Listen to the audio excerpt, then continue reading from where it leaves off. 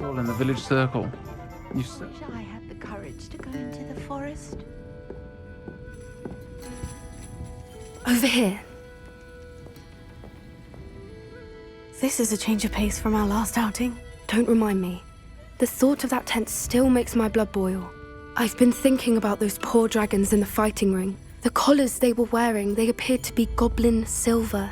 I think a collar is precisely what we found at that poacher camp. I've never known poachers to use anything like that before. The dragon that attacked my carriage was wearing a collar, and Professor Fig was genuinely baffled by its behavior. That attack always did strike me as a little strange, seemingly coming out of nowhere. Surely you aren't suggesting that the collars somehow control the poor creatures? Exactly. Merlin, I don't think the dragon we set free was wearing a collar, but we should check. And if we can find her, we can return her egg.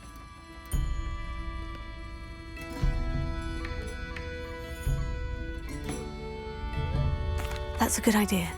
We need to see this through. I'll start looking into it right away. There was something else that I wanted to discuss with you. I didn't want to press it before. It seems I may have caused you more trouble with Victor Rookwood. Why is he after you? Rookwood is working with Ranrock, and Ranrock is after something I found at Gringotts. Fig had a port key that led us there after the dragon attack. It's a bit of a long story, and Fig had asked that I not speak of it yet. Goodness. Well, that certainly helps to shed light on what we saw at the tent. Don't worry, I'll guard your secret as if it were my own. I shan't press for more details. In fact, I should probably be going. I'd like to track that dragon down as soon as I can.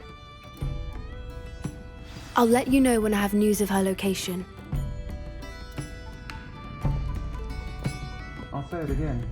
Can't thank you enough for helping to save the village from those trolls.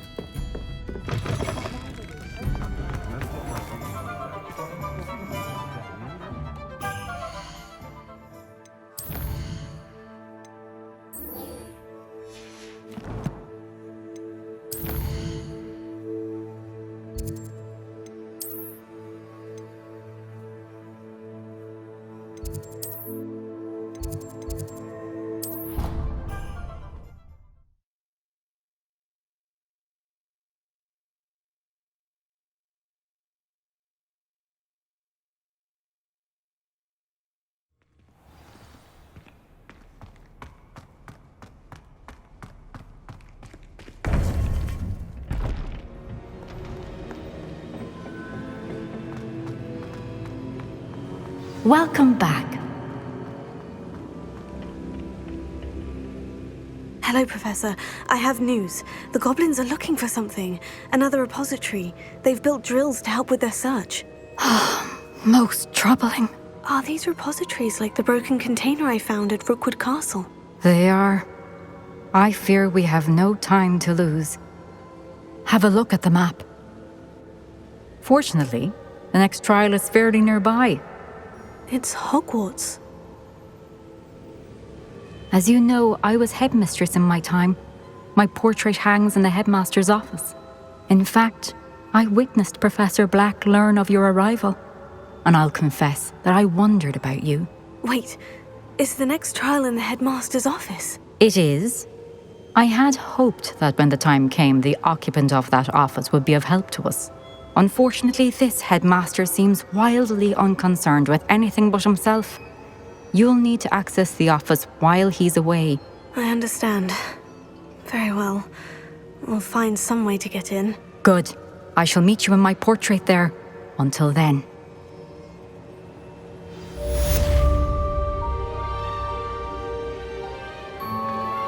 I'm truly awed by what we've accomplished. The final broom upgrade is better than even I expected. Stop by Spintwitches when you can.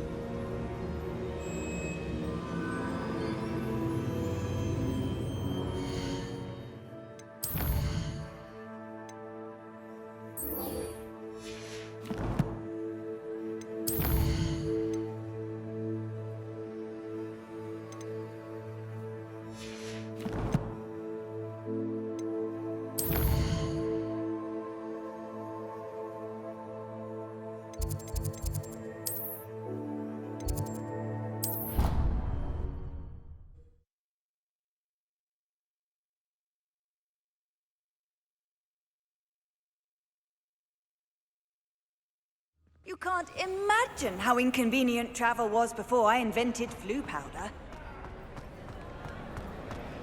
Ah, I have been meaning to speak with you.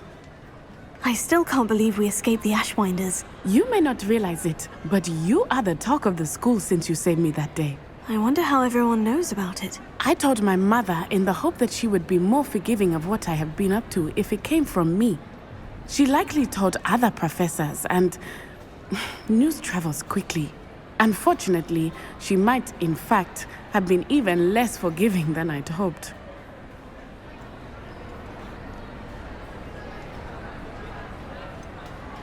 I don't blame her for being concerned.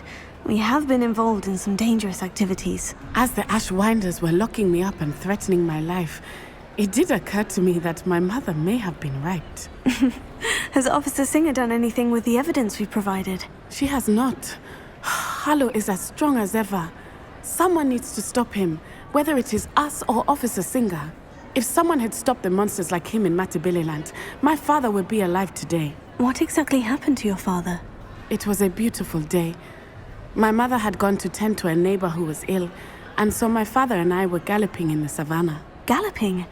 Your father was also an animagus, I take it? He could become the most majestic giraffe, and he would carry me on his back, my arms around his neck. We were on our way home when we surprised a group of bandits who had come from our village. One of them saw me just as he removed a scarf from his face. He shouted and then aimed his rifle. He didn't want you to identify him. Exactly. In an instant, my father bowed his neck to protect me and was hit. As he fell, my father changed back into his human form. When the bandits saw this, they turned and ran in fear. Magic terrified them, and then he was gone. And it was all my fault. Your fault? How so? He died protecting me. If I had been capable of protecting myself, he would still be alive today. My mother and I tried to go on without him, but it became too much for us there. A few years later, we left to come to Scotland. I'm sorry, Natty. I can't imagine what you've been through. Your father sounds exceptional. He was truly extraordinary. And thank you for your kind words. We all have our burdens. My father had a saying about that. Yes, I remember. Rain does not fall on one roof alone. Exactly. Soon you and I will put an end to the Ashwinders, beginning with Harlow. And once he is gone, we will turn our attention to Rookwood. We are making progress, and we will succeed. Thank you again for saving me. You deserve all of the praise you have received.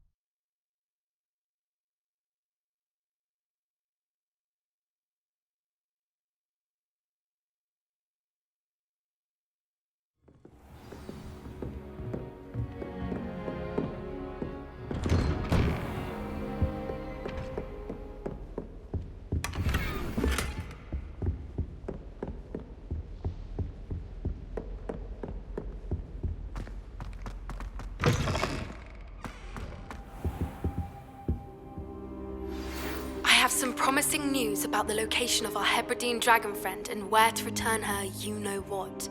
Meet me in the town circle in Hogsmeade. I hope I look... Professor Fig, the Keepers have shown me where the next trial is. Has something changed? Lodgok and I have learned that the goblins are searching for another repository, like the one we saw at Rookwood Castle. And I discovered that they're building massive drills to help in their search.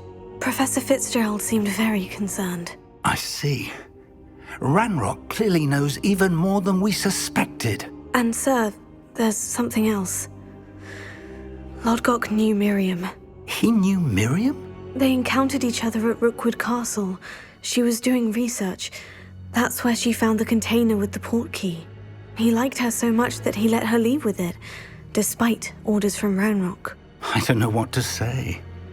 She could win over almost anyone. I want to hear more of this. And, in fact, I'd like to speak with Lodgok directly. But we've no time now. Where is the next trial? Believe it or not, it's in the headmaster's office. Incredible. All right. You'll need the password to get past the stone gargoyle. The headmaster's house elf will know it. I've actually met Scrope, but I'm not sure he'll tell me.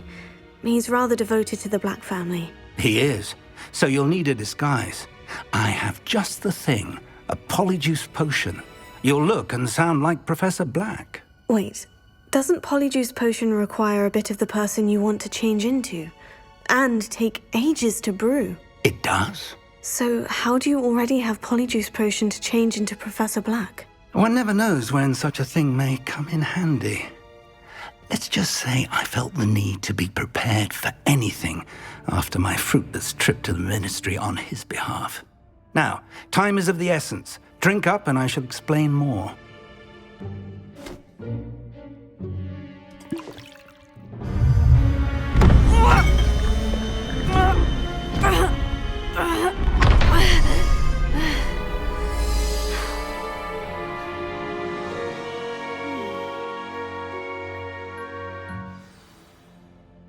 How do you feel? Incredible. I won't forget that taste anytime soon. How do I sound? Convincing. I've taken the liberty of transfiguring your robes.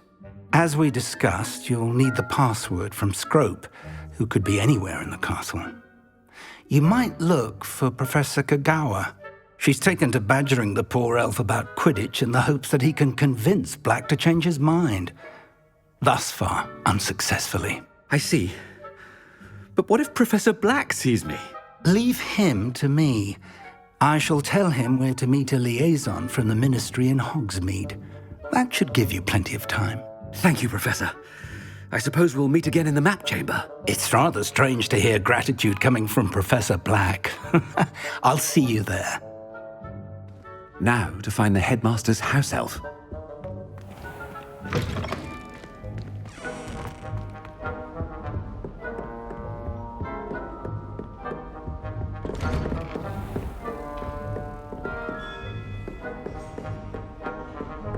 Professor, a moment of your time, please. Professor, I was hoping to catch you. Places to be, Professor Sharp. Places to be. Of course, sir. Only, you'd asked me about a particular potion, and I did? I did, yes. Well, spit it out, Sharp. I don't have all day. Probably best not to discuss it here, sir. I assure you, Sharp, you may speak freely. Very well. I've brewed the cure for boils you wanted. I can drop it by your office when it's convenient. Of course, yes. No need for all the cloak and dagger. Simply have a student deliver it. A student. Very well, sir, if you insist. I do. And thank you, Sharp. I just hope you've brewed enough for all my boils. Now, to determine which student gets this rather unenviable task. I wonder almost daily why I accepted this appointment from the Ministry. I thought I heard the headmaster approaching.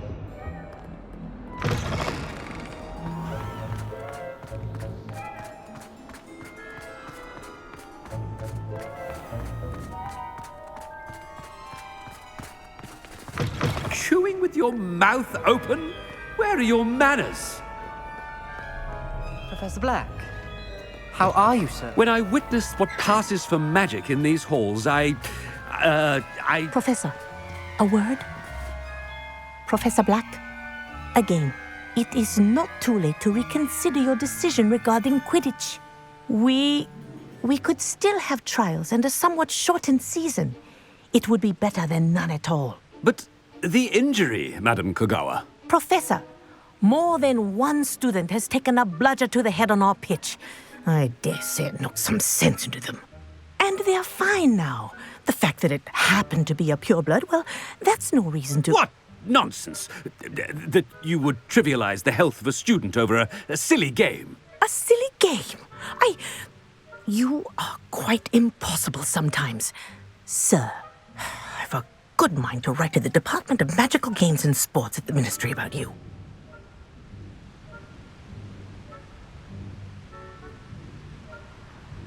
Good idea. I can even provide the parchment should you need it. Now, where is my elf? Parchment? Very well, I will, and with pleasure. And I spotted Scrope in the Great Hall. Seems to be avoiding me. I wonder why. Good day, Madam Kagawa. What did we do to deserve him as a headmaster? Stand proud, purebloods. The future is yours. Just when I think I've learned.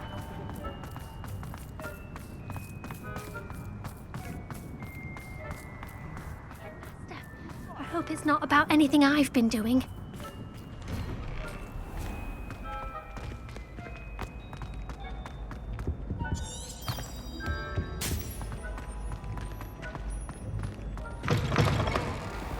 If you must speak with me, consult my secretaries or what have you.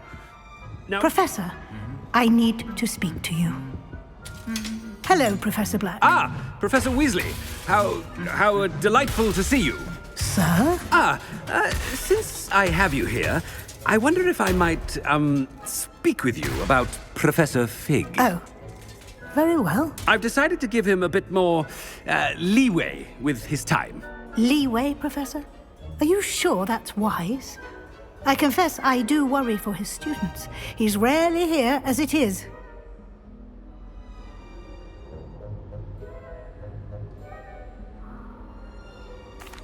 Well, yes.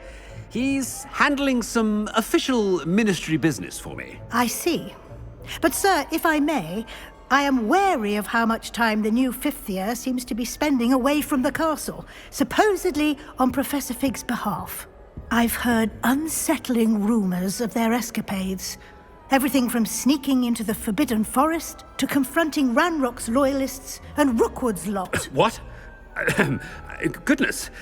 You cannot believe everything you hear, Professor. No, you cannot. I mean, I shall keep an eye on Fig. You simply keep doing the wonderful job that you're doing. Simply wonderful. Thank you. But I'm happy to look into... Good. That'll be all, Weasley. I mean, Professor Weasley. Good day. A wonderful job. Leeway for Professor Fig.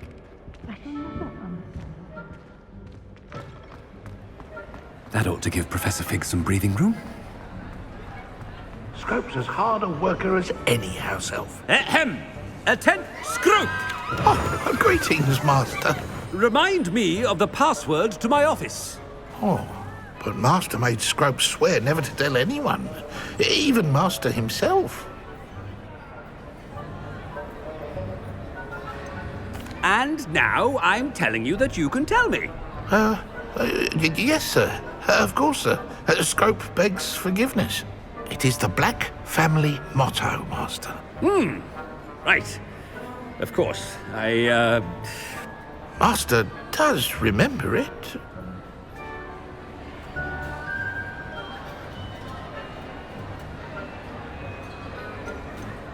It's purebloods forever, isn't it?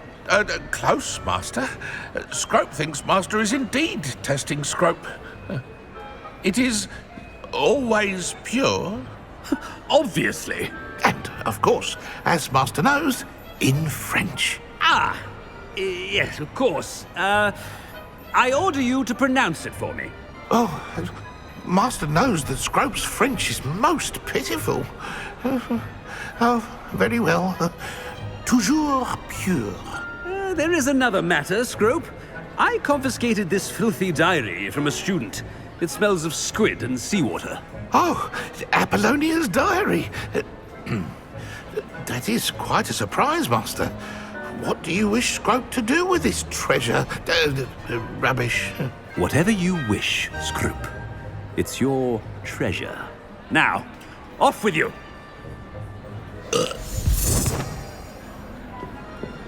The polyjuice potion's wearing off. I best get out of sight.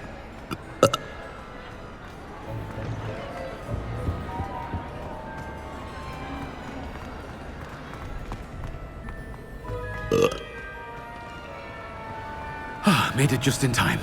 It's wearing off. Fig was right. I can't believe it worked.